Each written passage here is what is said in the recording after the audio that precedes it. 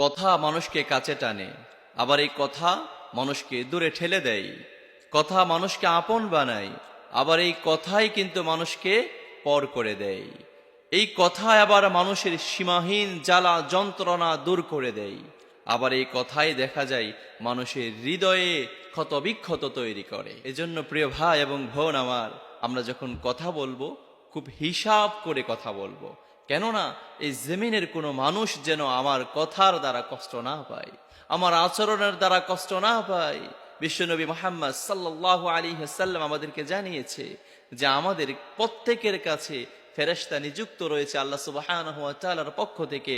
আমরা যখন কথা বলছি আমাদের প্রত্যেকটা কথা সেই সকল ফেরেশতারা রেকর্ড করে রাখে, এবং কাল কিয়ামতের কঠিন বিভীষিকাময় সময় আল্লাহ সুবহানাহু ওয়া তাআলা সেই ফেরেশতাদের করা রেকর্ডগুলো আমাদেরকে শোনাবেন।